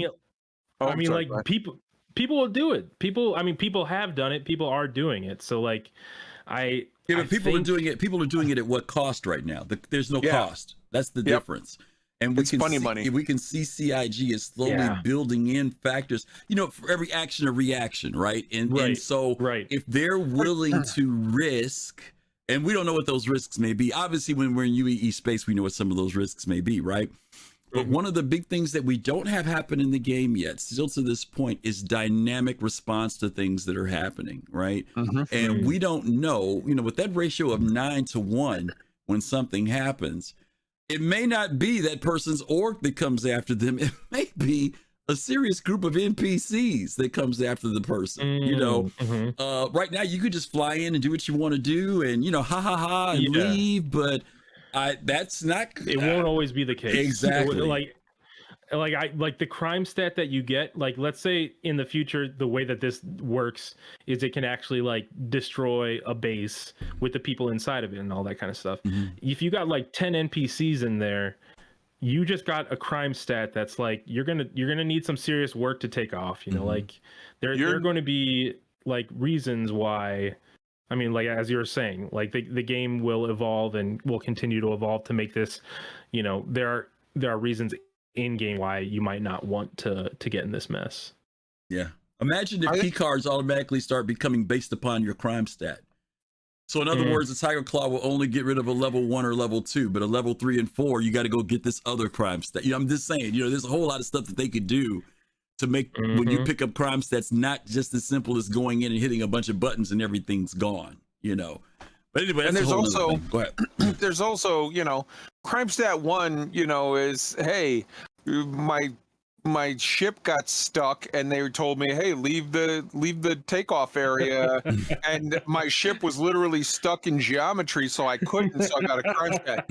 What you're talking here is on the level of like ISIS. It's like, hey, you just mass murdered people. Like, there's a huge difference between a parking ticket and mass murder. Yeah. Good point. So Good like, point. who knows if you may be in a situation where it's like, yeah, your crime stat was cleared, but these 15 towns and these 8 systems won't even let you approach their planet anymore. Like, who knows how all that's going to play out? Where are you going to get new bombs? Well, and to your point, they even did that. Remember when they did that with the bubble? When you raised up the freaking interdiction thing, it would flag you with a crime stat if you did it. I mean, there's a lot of stuff that they can come up with to, again, you know, keep the gameplay fun, keep it, but you know, at the same time, put those right guardrails in to keep balance in the game, but not to a point where people are restricted. If they choose to do it, repercussions come along with it. That's the where we're at right now, so early in alpha or so mid in alpha, whatever. You're gonna get people who are like, hey, I put it on, you know, the bomb camera and followed the bomb all the way down. Look, I dropped a Moab on some guy's head as he was walking around mining. And it's like, you know, but after release, I think the use case for that goes away for several years. Yeah. I hope so. I mean, like, to me that and I don't mean to make it like to make the A2 like make it something that no one actually wants. I want it to just be a decision, not just like for the memes, but like there's a real use case here. And if you're gonna do it and you're gonna be a criminal warlord about it, like you have, that's part of your game loop. You know the weird places that you're going to have to go to get more bombs. It's not going to be Crusader. It's going to be some weird asteroid where it's super shady and you might get shot down or something like that. But like, you know the risks and you're willing to take that. I'm looking forward to that. If you want to be Osama bin Laden, you never get to go to Kentucky Fried Chicken again. Okay, on that note, the Polaris. The Polaris is a nimble Corvette class capital ship that packs a powerful punch with full armament of turrets and torpedoes, intended for use as both a naval port patrol ship and to serve as a flagship of the militia operations. The Polaris has the capacity to perform search and rescue operations, light strike missions, general security patrols. The Polaris includes the facilities to repair, rearm, and refuel a single fighter, light bomber, or support ship. Now this one, we don't know the type that's going to be on there, but we do know that there will be size 10s, and there are 10 of them. 10 size 10s. That's at the current price, which is not the correct price. Don't forget, y'all, these prices y'all got are not real. But currently, if the Polaris was in game, it would cost you $100,000 to restock your ship. It's with size 10s. Yeah. Polaris, the ship that a lot of people want to see. And again, these are torpedoes in here on this particular ship. And this ship has always been depicted as that ship that would be a great escort ship for some of the larger ships like an Idris or a Javelin. What do you guys think again about the Polaris? You know, we can talk about the Polaris and Theorycraft all we want, but we do know it's one of those Gib ships because it's been around since I think 2016 is when we first heard about it. Mm-hmm. So this ship, I think I envision much more clearly the use case for this ship than I do big, massive bombers. It's like, okay, you need to have some big, massive targets on the ground to make it in any way valid use case. Mm-hmm. But big, massive torp ships, this is very seriously, very clearly meant to be a capital class hunter. This ship is meant in the sort of microcosm of all, or ecosystem of all of the other large ships. This is part of that equation. You throw one of these and say a squadron of ions at you know, an Idris, mm-hmm. and you're in a situation where, okay, it has a use case that I can get my head around very easily. Mm-hmm. So yeah, I think this is an awesome ship, and I can't wait to see him, and I can't wait to, because while this is so formidable in its use case against capital ships, mm-hmm. I think it's also going to be a ship that needs a fighter escort of its own, because it's going to be vulnerable to the little piranhas nipping at it. And so I can't wait to be in one going up against a bigger boy, and I can't wait to be going against him as the bigger boy. You know what I mean? Yeah. Okay. Okay. Abdi, when you look at that picture there, man, it's like 4 or 5 torps coming off that thing. 50,000 in torpedoes for 40,000 in torpedoes gone just like that. Let me ask you a question. Because ordinances, particularly ships that are using ballistic, any type of, you know, not energy weapon, who makes the call on how many of those you use? Is it if you're the person? I don't know how Polaris is laid out, so I don't know if there's a weapon station. I'm assuming there may be, that there's an actual person who does, you know, ordinances from there. Maybe it's the pilot. But, you know, on your ship, if you're the captain, who's going to be the one to determine fire torpedoes, you know, or will you leave it up to the person who's piloting the ship to do that? I think whoever has the best visibility of what's happening, you know, in the battlefield, because you don't want to launch 4 torpedoes right after a countermeasure went off, because that's a wasted 40,000 or whatever you just said. So probably, I don't know if the person who's launching ordnance will have that view. Is that typical? I'm not a big military guy, so I don't know if the person who's usually launching the ordnance also has the view of the battlefield the same way, or if it's something where it's like, oh, you have like the captain of the ship has like that big battlefield view, and it's like, okay, all right, launch missiles now. Like now is the time to, you know, communicate with different roles. I can tell you in reality the way it works. Every time I've seen Captain Kirk leans back and says, "Fire 2 torpedoes," and then the guy goes, "Hi, Captain," and does it. Yeah, right. Okay. So I mean, like that makes sense. I guess you would want someone who owns the ship. So they're the person that like is going to be restocking it. They're the person who's going to be in charge of that. You probably want that person being the person who calls the shots, you know, like for whoever's launching the ordinance. Yeah. Okay. To me, that makes sense. That makes sense. Okay. All right. Fair enough. All right. The last but not least, believe it or not, this one makes our list too when it comes down to this. And this one's man, talk about hitting your wallet here. Abdi, why don't you go ahead and read that one for us? Sure. Designed for use by the UEE military, the Javelin is a massive modular capital ship that can be appropriated for entrepreneurial use. With a detailed interior, plenty of modular room options, and a high crew capacity, the Javelin is a ship that has made a name for itself in a variety of roles. That's not the description that I expected for the Javelin. Yeah, go ahead and tell those stats. Well, it's got a count of 32 PXT-12 Apex torps that are size 12. That's ludicrous. I'm just kidding. It's good for that. For a ship like that, that's what you want. Okay. You know, we've seen this is a city. Yeah, we've seen the Javelin in game. And I guess I want to ask this for those of you who've done Nine Tails and had encounters with the Javelin. Does this fire torps yet in game? And anybody in chat want to tell me, please do. Kai, do you know if it fires torps? We know the Idris does use its cannon. I've seen it use the big guns. Yep. No. Okay, Pop says I haven't seen it torp. So.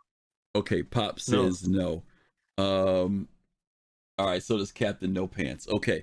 And I'm just kind of curious because I know we don't have size 12s in the game yet. But I was just kind of curious whether or not I had not seen any NPC ships, at least none of these fire missiles. And so I was just kind of curious whether or not the Javelin was firing torpedoes and some. I mean, turrets only. Thank you, Captain Jones. Okay. Yeah, it's got a gun that could shoot through Port Olisar, so I don't think it needs torps at this point. When it gets them, though, that's going to be fun to see. I'm going to look at those YouTube videos and be like, I'm glad I wasn't there. Yeah.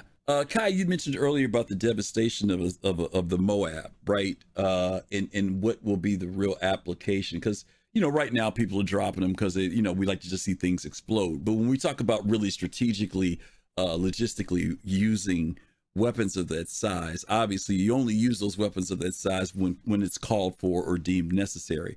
So the Javelin we see as a size 12, and do you think that with bombs we'll see bombs that will exceed the current Moab or the size 10 Colossus, or do you think that will be pretty much CIG will kind of keep it there? What are your thoughts on that? I pray to God not. I think the Moab is already maybe a little too big, but yeah, I think because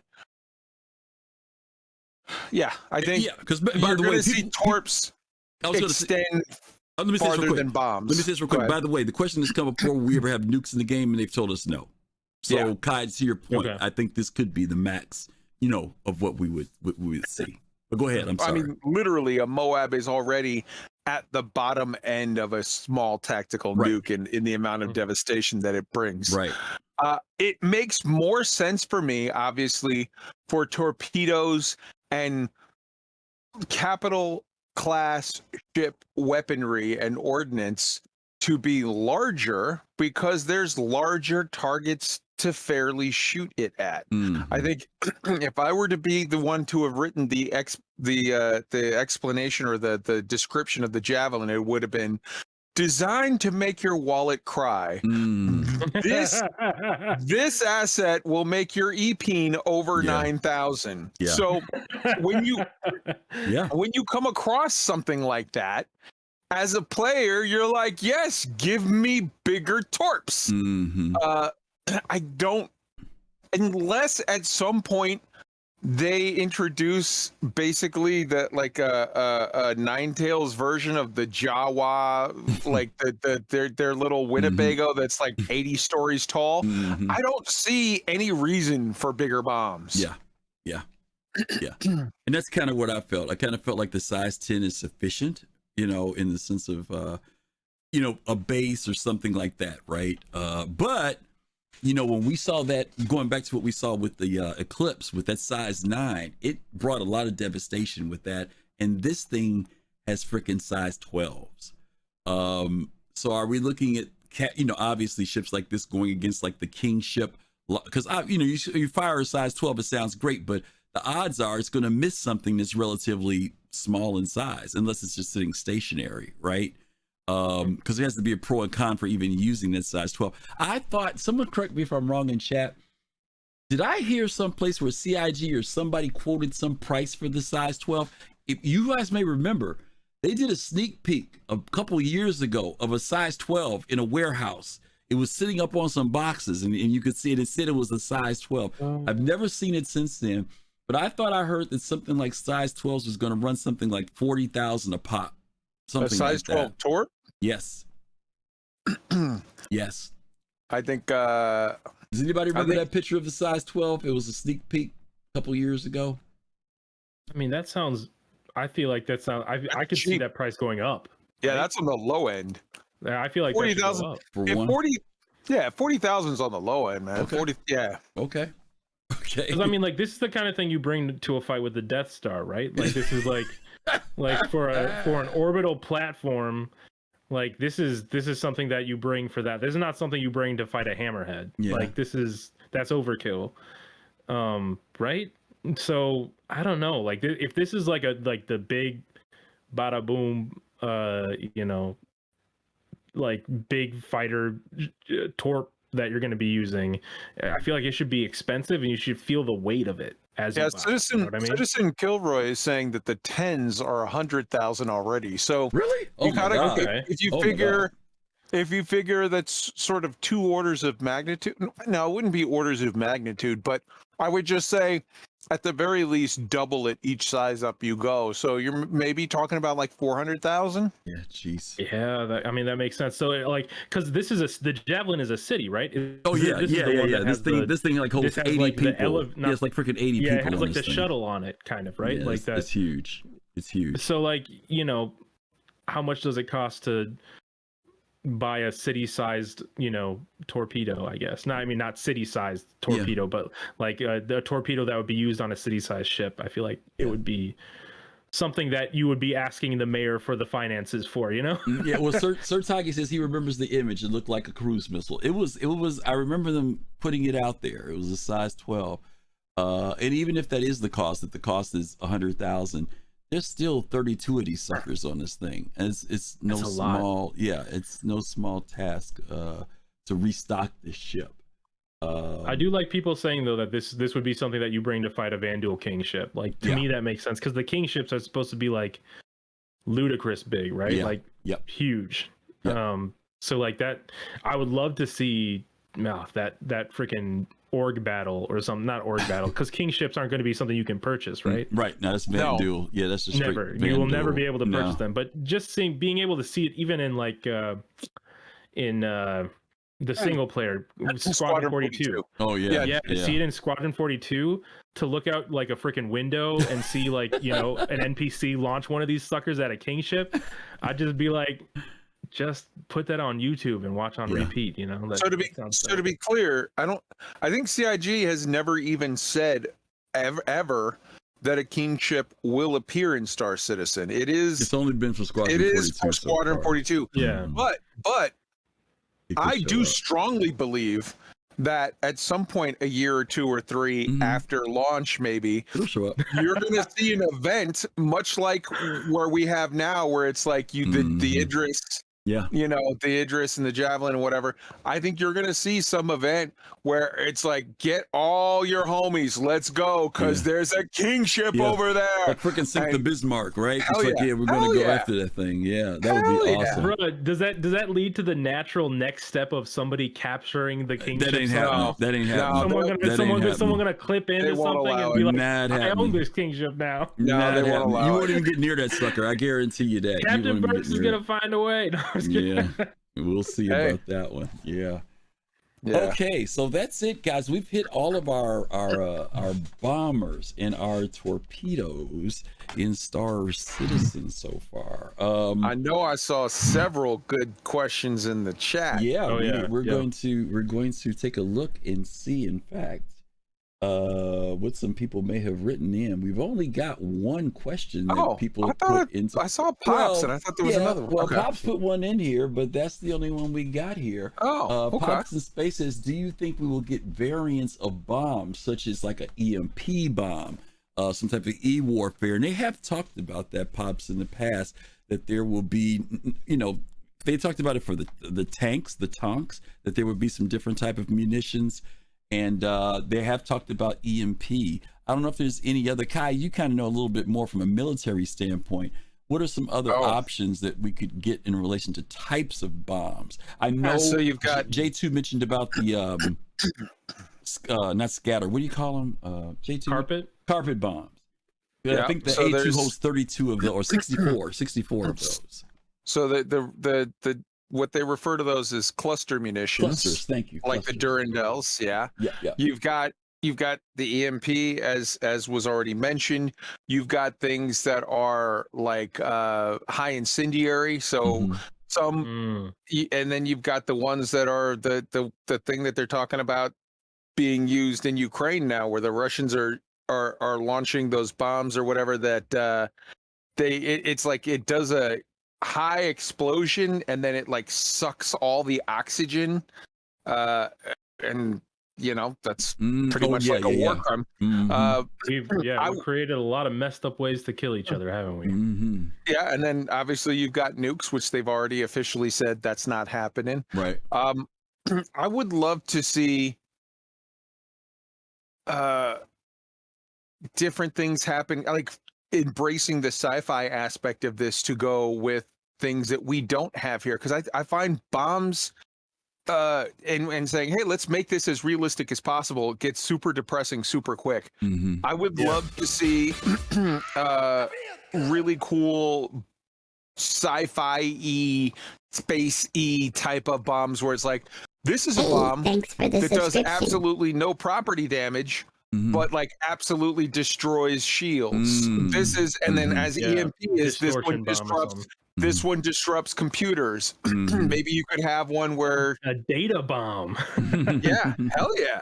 That'd be dope. I mean, an EMP would already sort of do that. Yeah, I guess it would wipe everything. Yeah. But yeah, there's so many cool things that they could do with, hey, Pops in Space with the subscription. Thank you.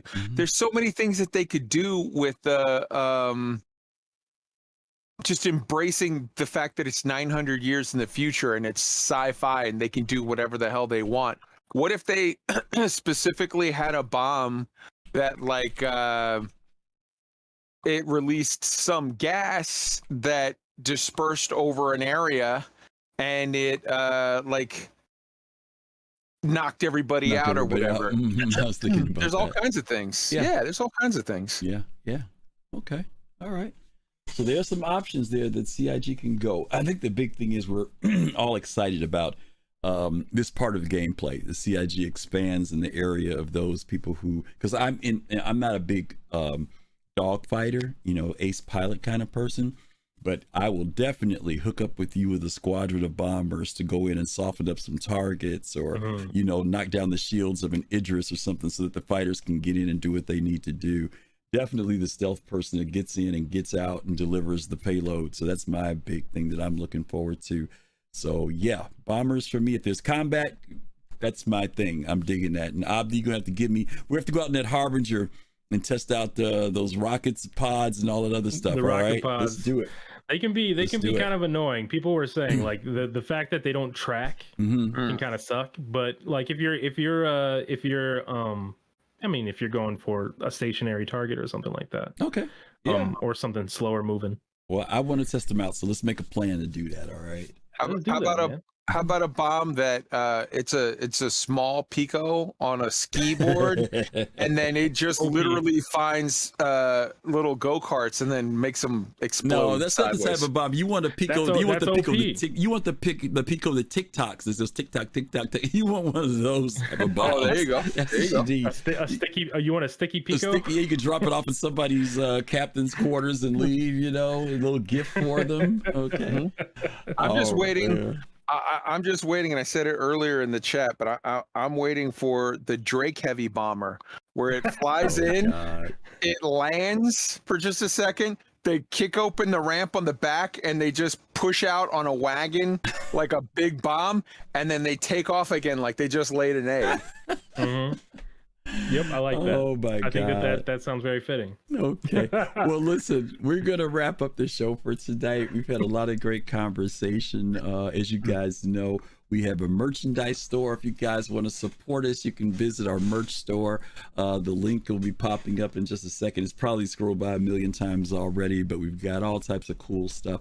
We really appreciate those of you who have bought some of the items and sent pictures in and showed a very nice, proud smile that you were digging the stuff that we have. So thank you guys so much for the support. And for those of you who followed tonight, those of you who subscribed and gave gift subscriptions, as always, we really appreciate you folks as well. You guys have always been just great supporters of our stream. What we got coming up this week? Abdi, Thursday. Can you talk about Thursday night? Thursday night, that's Soul Talk night. So Thursday nights at 9 p.m. ET. Join Fastcart and the entire community as you can have your voice heard. it's a time to go over the news of the week for Star Citizen. Watch machinima, stuff like that, and it's just a good time. If you ever wanted to be on a Soul Citizens, that's a Soul Citizens episode. That's a time to do it, because you can get in the Discord, hop in the Discord, follow that link, and then jump in the voice chat and be one of the many voices that adds to it. Yeah, sit at the round table, right? Okay. Oh yeah, it's a good time. Yeah. Listen, on Saturdays we have our Soul Voices, which I get to host on Soul Voices. We have guests come in, and we get to talk about things that are on Spectrum and Reddit in the gaming industry. And you get to come in, where on Thursday you sit at the round table with a group of folks. On Saturday you get to come talk to us one-on-one. We always love when you guys come in and support us on that one. Don't forget, also on Saturdays we are a part of Podsat Saturdays, which is our podcast on Saturday, where we've partnered up with Paul Shelley with the Astropub. So if you come to Soul Voices at 3 p.m. Eastern, we send you right over to Paul Shelley for the captain's table at 6 p.m. Eastern. And then from there, you get to go over and hang out with the folks over at Relay at 9 p.m. Eastern. So you get to have a whole Saturday afternoon and evening of nothing but Star Citizen, just something else to just make you go crazy for the weekend. So if you have an opportunity to check that out, do so. And then next Sunday, the laundry block. Right? That's the laundry block. When you're doing all your stuff around the house. You start at 3. Yep. Yeah. And then finally, on next Sunday, we are going to be doing our show called Passion for Fashion. For those of you people who love spending your AUEC in the store, buying clothes, buying armor, trying to look cool, putting on your sunglasses. Are you wearing the pink shoes or the purple shoes or the brown boots or that hooded cap, whatever it is, those t-shirts? If you're into that type of thing, if you're like me, who I'll go in the store, dude, and I'm in there for like a freaking hour. I'm like, Griff, come on, let's go. I've got to finish getting my shoes. All right. If that's you guys can check in with us next Sunday, where we're going to be talking about clothing and fashion in Star Citizen. Other than that, that's it. I want to thank both of my wonderful co-hosts. We have Abdi here, who's back. Abdi, thanks again. Happy birthday to that little baby of 1 year next week. We'll be excited to see some pictures. And our good friend Kai Zen. Kai, tell people where they can find and hear you on Twitch and YouTube. Friday nights, 8 p.m. Eastern on YouTube and Twitch both. We do Black Sky Legion. We talk about all things space. We talk about Star Citizen. We talk about No Man's Sky. We talk about other space games, space books, space movies, space TV shows, and real space stuff that is happening. And we're in the middle of a series talking about small rocket launch providers. There's some cool companies that are launching small rockets to space on, like, literally off of big weather balloons and using 3D printed engines and all kinds of cool, weird stuff. Yep. So come check it out Friday at 8 p.m. Check them out. Great show, great people that come on, knowledgeable folks that talk about the gaming industry, all the space stuff, which is really cool. So you guys be sure to check out Kai and the folks over at Black Sky Legion. Okay, we are ready to wrap it up. We are going to do a raid, and we are going to raid McGlown. So when you guys get over at McGlown, if you like what you see, follow, let them know that you got raided by the folks over at Soul Citizens. Thank you again to Abdi. Thank you again to Kai. And we appreciate all of you guys hanging out with us tonight on Sunday, first Sunday of August. And till we see you guys again, stay safe, stay healthy, peace, love, and soul. We'll see you guys real soon. Take care.